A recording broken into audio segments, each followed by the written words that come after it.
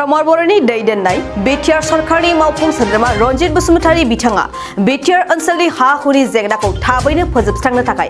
गोख्रों खामानि मावगासिनो दं आरो गोबां हा-हु गैजायै बर' नखरफोरनो हा होनाय पाट्टा होनायनिबो खामानि मावगासिनो दं आरो दिनैसिमबो बिटिआरनि गोबां जेंनाफोरखौ सुस्रांनो बिटिआर सरकारा खामानि मावगासिनो दं। दिनैबो बाक्सानि बरमायाव हा-हुनि जेंना आरो मोनथायखौ लानानै बिटिआर सरकारा मण्डल सार्कल अफिसार आरो लेन्ड एडभाइजारि बर्डनि मासिगिरि आरो सोद्रोमाफोरखौ लानानै सावराय जथुमदों। बे सावराय जथुम्मायाव गाहाय आलासि महरै बाहागो लायो बिटिआरनि गाहाय मावफुं सोद्रोमा प्रमोद बर', मावफुं सोद्रोमा रनजित बसुमतारी, बिथांजों लोगोसे लेङाइ मावफुं सोद्रोमा गबिन्द चन्द्र बसुमतारी आरो गोबां बिजेपिनि मावफुं सोद्रोमा एमसिएलए बिथांमोनखौबो बाहागो लाफानायखौ नुनो मोननाय जादों। बे सावराय जथुम्मायाव बिटिआर ओनसोलनि हा-हुनि जेंना आरो मोनथायफोरखौ लानानै गुवारै सावरायलायो। जे लेन्डनि हानि जिफोर लेखाफोर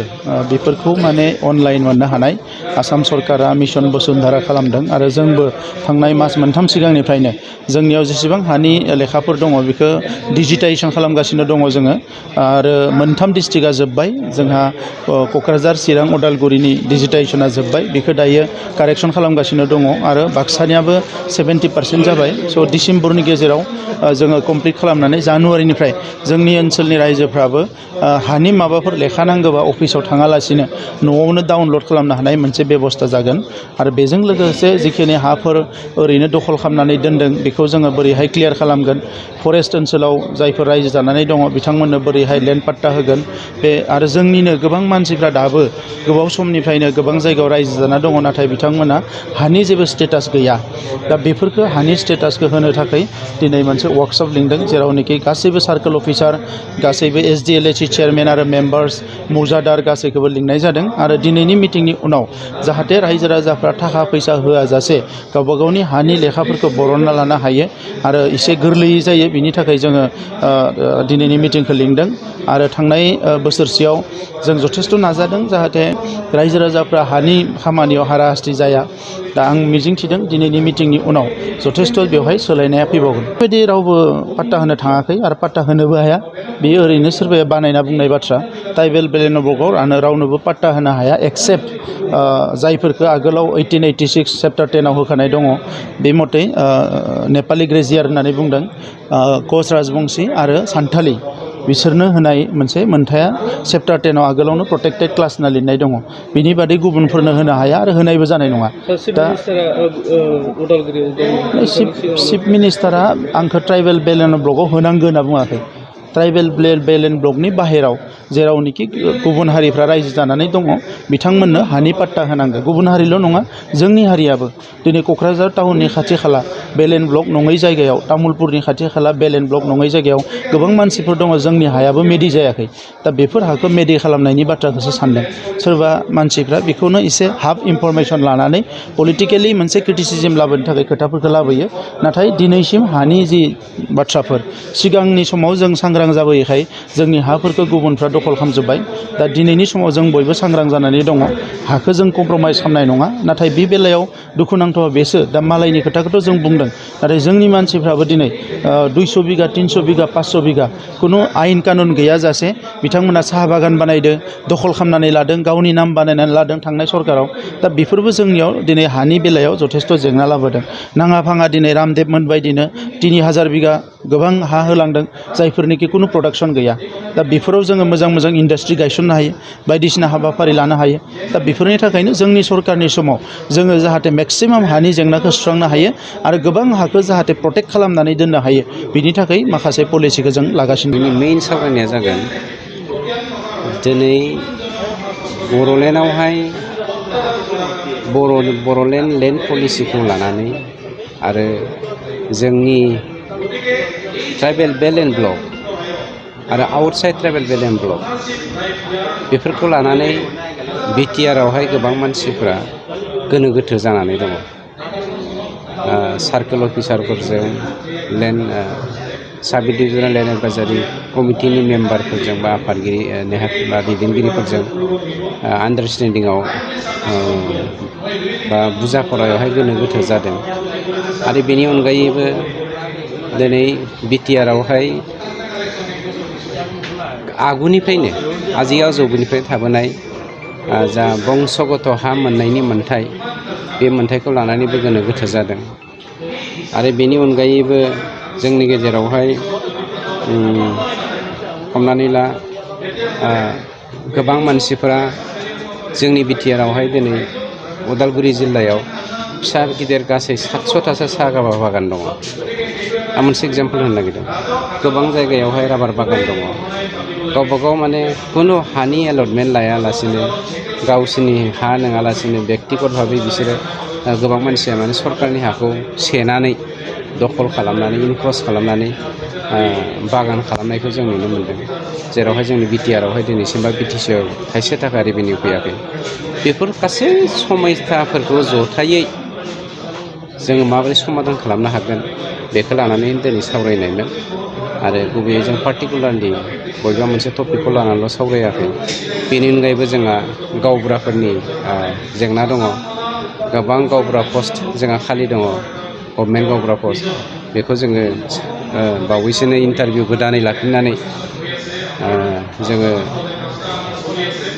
गोदान गावबुरा जों थिसननायनि हाबाफारि लानो नागिरदों बेफोरखौ लानानैबो सावरायगोन थारमाने हाखौ सोमोन्दो लाखिनानै जोंनि बिटिआरआव जा जेंनाफोर दङ सासपेक्ट खालामलायदों ओइ बर'आ अना बर'नो होआनो अना बर'आ बर'नि हाखौ सेदोंनो बा सोरबाया हा दखल खालामदोंनो सरकारि हाखौ बेफोरबायदि गोबां सासपेक्सनफोरखौ दिनैनि सावरायनायनि गेजेरजों जों माबोरै समाधान खालामनाय बेनि लामाखौ दिहुनो।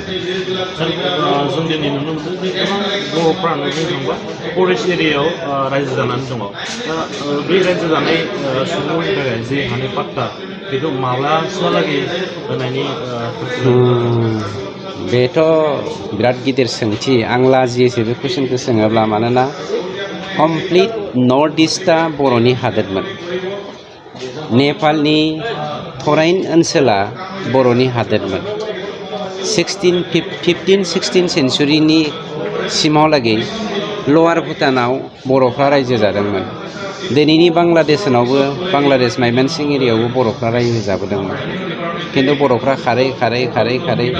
गावनि हाखौनो नागारनानै बिसोरो मानेबा जों जाथिया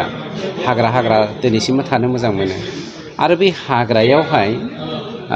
जाय बर'फ्रा रायजो जानानै दङ 2006 मायथाइनि फरेस्ट डुवेलार एक्ट बायदियै जायफोरना गोग्लैया बिनि हाखौ होनायाबो इसेबां गोरलै खोथा नङा आरो गावनि जा थाखानाय हा बे थाखानायखौ दिनै फानै थांनानै हाग्रानि हाखौबो दिनै फाननानै हाग्रा गोदान सिफायनानै हादान गोदान सिफायनानै गुबुननो फाननानै मोनसे बेबसाय हिसाबैसो जोंनि माखासे बर'फ्रा लागासिनो दङ गतिके बेफोरबायदि बेलायावहाय बर'नि हानि जेंना होननाया माने दुखुनांथाव बाथ्रा दिनै उदालगुरि बायदियाव उदालगुरि टाउननि साखाथि फाखाथि गासैबो गभर्नमेन्ट हा गोजा गोबां मानसिया दिनै उदालगुरि टाउनावहाय गभर्नमेन्ट हायाव रायजो जानानै दङ जुग रायजो जाबोबाय दिनै हानि जा खामानि बेखौ मावना लायाखै क'क्राझार जिल्ला बायदियावहाय नोंथांमोननि तामुलपुर हादोर जाय गोदान जिल्लायावहाय नैबे जोंनि बाक्सानि गोबां जिल्ला जायगाफोरावहाय दिनैसिमबो बर'फ्रा रोहो रायजो जाबोदों खिन्थु हानि खामानिखौ मावना लानो रोङाखै बेवहाय जोंनि सरकारा थुलुंगादोंसो गोख्रै हानि खामानिखौ मावनानै ला मानोना हारि बे मोननैखौ लानानै जोंनि सरकारा मालाबाबो पलिटिक्स गेलेनो नागिरा हानि थाखायनो जों रिभलुसन खालामदोंमोन हारिखौ फोथांनोनो जों रिभलुसन खालामदोंमोन बेखौ लानानै कुइसनबो फैनो हाया जाय मावना लानांगौ गोख्रैनो मावना लायाब्ला खैफोदाव गोग्लैबाय थागोन गोबां गभर्नमेन्टनि आसनिफोर दङ बे आसनिफोरनिफ्राय बन्सित जागोन बे बेल एन्ड ब्लकनि सिङाव ट्राइबेलफोरनि मोनथाया माबायदि नन ट्राइबेलफोरनि मोनथाया माबायदि बेखौ दिनैसिमबो बयबो मुखास्थ' दंखायो बेवहाय सोरबाया बुंबानो जे बै समनि आयेन बानायनानै गालांनाय आयेनखौ सोरबा जोसिनो हागोन बे मालाबाबो जानो हाया गोदान आयेन बानायफिनबासो बेखौ जोसिनो हागोन गतिके बेखौ आं एक्सप्लेनेसन होनांगौ होननानै आं सानाखै सोरबाया माबा मोनसे बुंनो हागौ खिन्थु आयेनखौ रावबो बारसिनो हाया नोंथाङा सरकारि साख्रि नागिरदोंना नोंथांनि थाखाय मोनसे गोजोनथाव खौरां नोंथांनि थाखाय दं एडुकेट पइन्ट जेराव नोंथाङा सोलोंथाइ लानायनि गेजेरजों सरकारि साख्रिनि गुबुन रोखोमनि गोब्राब आनजादफोरखौ उथ्रिसारनो हागोन आरो गावनि आथिङाव गसंथानो हागोन बे एडुकेट पइन्टआव नोंथांमोना SSC bank PO bank clerk bank SO UPSC FSC defence railway state state insurance एएअ एडिअ एसिस्टेन्टजों लोगोसे स्टेट लेभेल जब आरो माखासे सरकारि साख्रिनि आनजादाव गोनांथि जानाय आयदाफोराव सोलोंथाइ लानो हागोन।